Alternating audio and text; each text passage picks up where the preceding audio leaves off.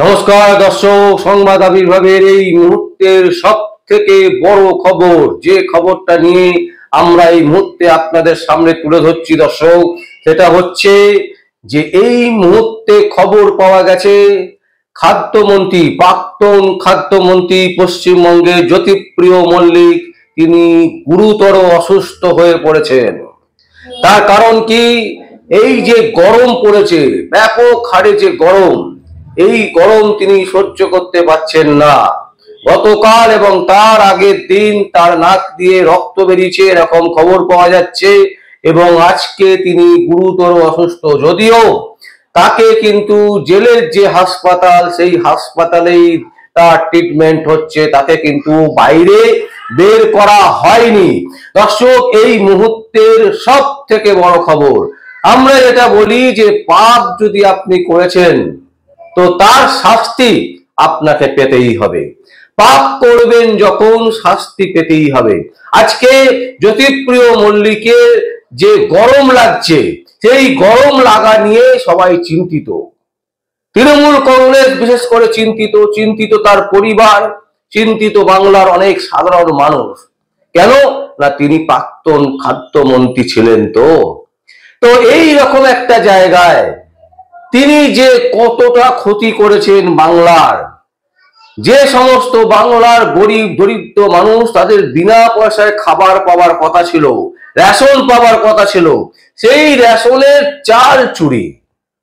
ভাবুন দর্শক, সেই রেশনের চাল চুরি, খাদ্য চুরি, সেই চুরির টাকায় তিনি গাড়ি বাড়ি যা যা তার ইচ্ছে, মনের বাসনা তিনি পূর্ণ করেছেন। এবং তারপর যখন তিনি ধরা পড়েছেন, এখন তিনি জেলে আছেন, আর জেলে আছেন বলেই তার কষ্ট।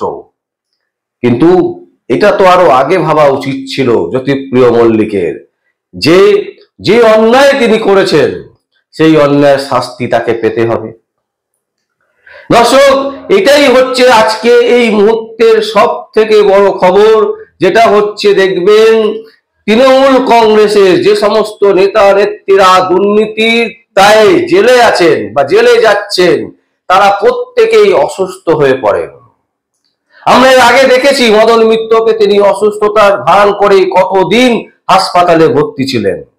আমরা দেখেছি কাকুকে, কালীঘাটের কাকু, তিনি কিছুতেই গলা, তার ভয়েসের যে টেস্ট, সেই টেস্ট দিতে রাজি নন। কেন না, ধরা পড়ে যাবে তার মালিক।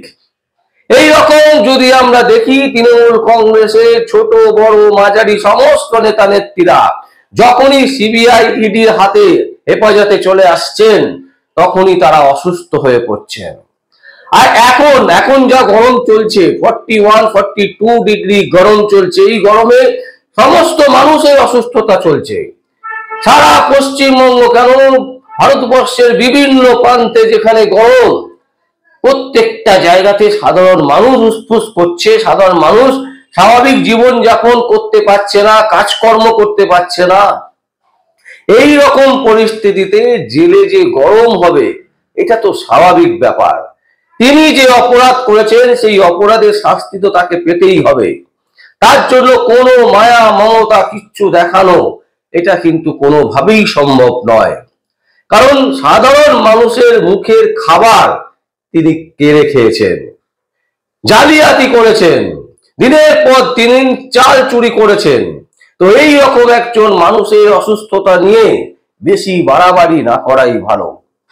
তিনি অসুস্থ, আমরা সবাই চাই যে তিনি সুস্থ হয়ে উঠুন তাড়াতাড়ি। যে শাস্তি, যে অন্যায় তিনি করেছেন, সেই অন্যায়ের শাস্তি তিনি পাক। এইটাই কিন্তু আমরা এই মুহূর্তের সব থেকে বড় খবর দর্শক আপনাদের সামনে তুলে ধরছি, যে আপনারা নিশ্চয়ই শুনেছেন, বা এই মুহূর্তে যারা আমাদের চ্যানেল দেখছেন তাদের কাছে আমরা একবার বলছি যে আজকে এই মুহূর্তে জ্যোতিপ্রিয় মল্লিক গুরুতর অসুস্থ। গতকাল এবং তার আগের দিন তার নাক থেকে রক্ত পড়েছে বলে খবর। তার মানে হচ্ছে গরমে প্রেসারের হেল্পের হচ্ছে, প্রেসার কমে যাচ্ছে, বেড়ে যাচ্ছে।